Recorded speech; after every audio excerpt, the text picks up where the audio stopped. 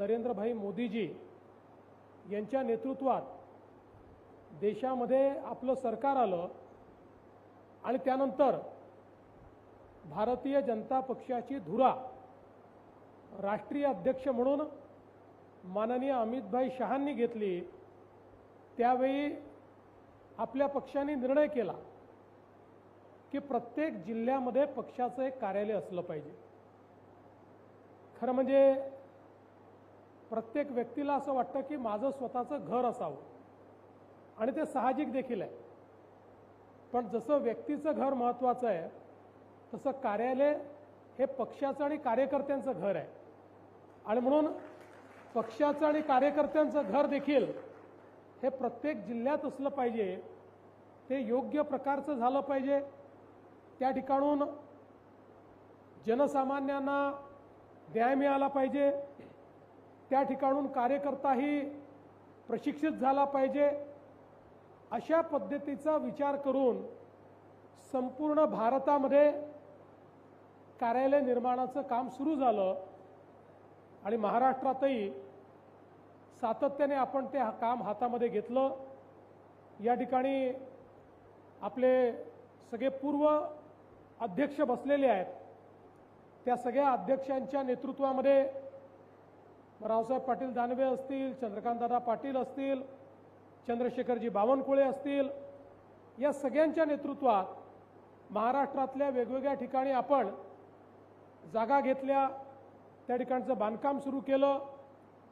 आमचे लक्ष्मण सावजी या ठिकाणी आहेत, ते आमचे कुल मुक्त्यार आहेत, त्यामुळे त्यांच्याच नावाने आम्ही सगळी खरेदी, म्हणजे भाजपच्या नावाने, पण भाजपचे कुल मुक्त्यार ते आहेत, त्यामुळे सगळ्या खरेदी करून आणि त्या ठिकाणी वेगवेगळ्या ठिकाणचं भाजपचं कार्यालय तयार करणं सुरू झालं। अनेक कार्यालय पूर्ण झाली, काही कार्यालय पूर्णत्वावर आली आहेत, काहींचं काम अद्याप सुरू आहे।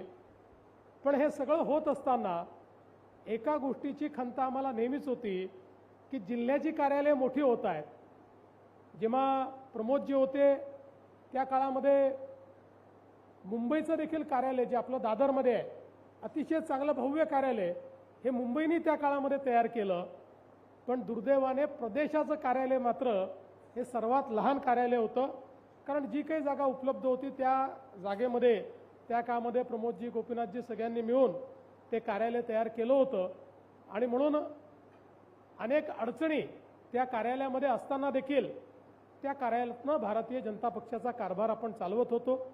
मला आजही आठवतं की आपलं हे जे प्रदेशाचं कार्यालय आहे, 2014च्या निवडणुकीमध्ये आपले राष्ट्रीय अध्यक्ष असलेले अमितभाई 15 दिवस त्या कार्यालयातच होते। पूर्ण सकाळपासून रात्रीपर्यंत त्या कार्यालयातनं अमितभाई पूर्ण निवडणुकीचं संचालन करायचे आणि मुंबईचा आवडता वडापाव हा त्या ठिकाणी बसून खायचे आणि त्याच्यावरच पूर्ण इलेक्शन हे अमितभाईंनी काढलं होतं।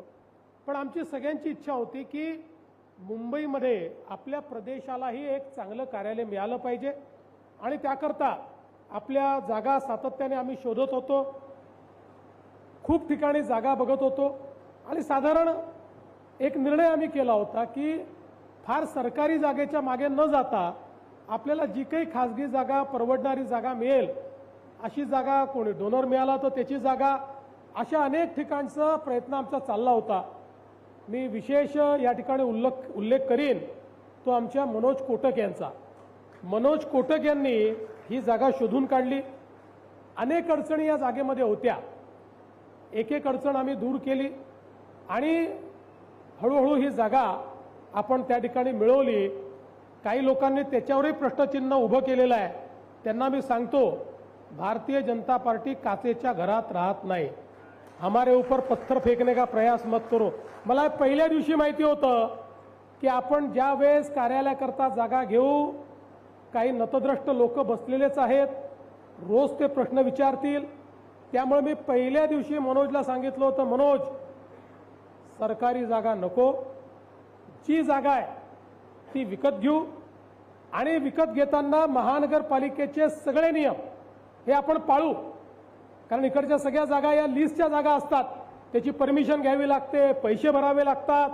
म्हटलं सगळ्या गोष्टी पूर्ण नियमाने, आपल्याला एकाही नियमात सूट नको आपल्याला एकही शॉर्टकट नको, आपल्याला एकही कन्सेशन नको.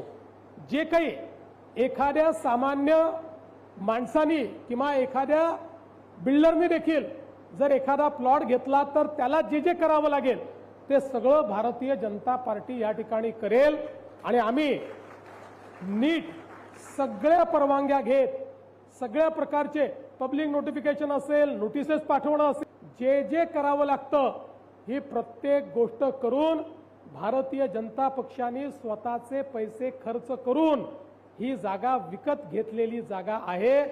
त्यामुळे ज्या लोकांना जागा बळकवण्याची सवय आहे त्यांनी आम्हाला प्रश्न विचारू नये हे अतिशय स्पष्टपणे या ठिकाणी सांगतो.